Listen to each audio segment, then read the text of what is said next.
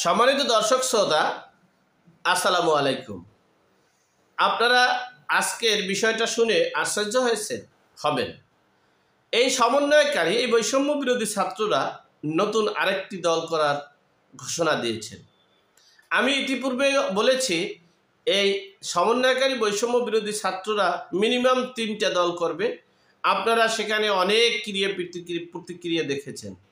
আপনারা দেখেছেন এই বৈষম্য বিরোধী ছাত্র সমন্বয়কারীদের ভিতরে নারী নেতৃত্বে সবচেয়ে এগিয়ে ছিলেন উমামা ফাতেমা। এই উমামা ফাতেমা কিন্তু এই কিংস পার্টির সাথে সম্পৃক্ত হয়নি।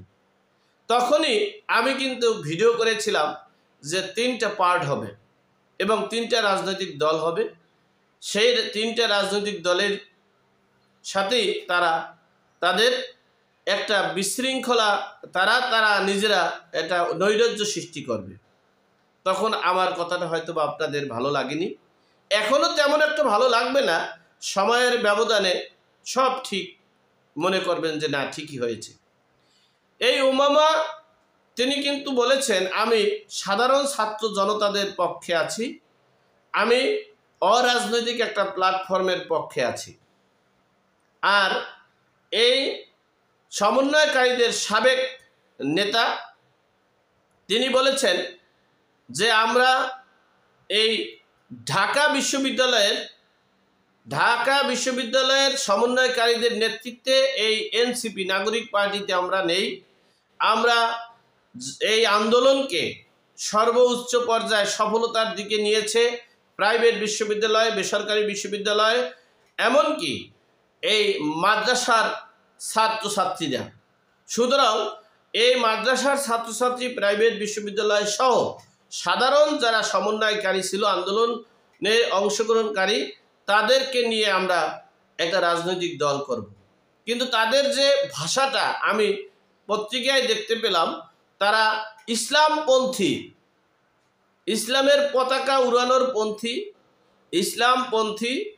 আবার আমার কাছে মনে হচ্ছে জামাত ইসলামের মানে সি টাইপ মনে হচ্ছে, মানে জামাত ইসলামের একটা মদদের এই পার্টিটা ঘোষণা হতে পারে। যাই হোক, একটা হচ্ছে এটা ইসলামী পন্থীর দিকে একটা চলে যাচ্ছে, আর একটা হচ্ছে সমকামিতায় রাজত্ব কায়েম, আর একটা হওয়ার সম্ভাবনা আছে। ইতিমধ্যে দ্বিতীয় পার্টির নাম ঘোষণা হতে যাচ্ছে, তৃতীয় পার্টির নাম ঘোষণা হতে পারে। হয়তো বা সময় যদি না পায় তাহলে তো আর কিছু করার নাই, আর যদি সময় পায় তাহলে তৃতীয় পার্টির ঘোষণাও হতে পারে, সেটা হবে এই উমামা ফাতেমার মাধ্যমে।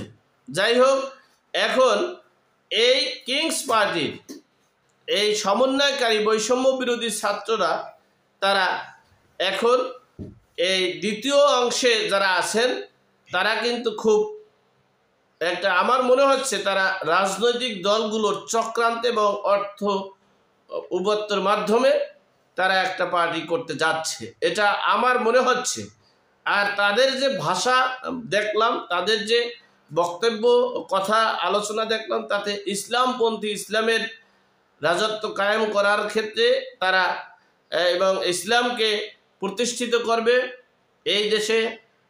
মানে এই প্রাইভেট বিশ্ববিদ্যালয় এবং মাদ্রাসা ছাত্রছাত্রীদেরকে অবহেলিত যে করেছে, তাদেরকে মানে সর্বোচ্চ জায়গায় মর্যাদা দিবে, সেই প্রত্যাশা নিয়েই তারা নতুন একটা পার্টি, এই নাগরিক পার্টিরই একটা অংশ করবে। তারা এখন সেই প্রস্তুতি নিচ্ছে, হয়তো বা 2-1 দিনের ভিতরেই তারা এই রাজনৈতিক দলের আত্মপ্রকাশ করবেন।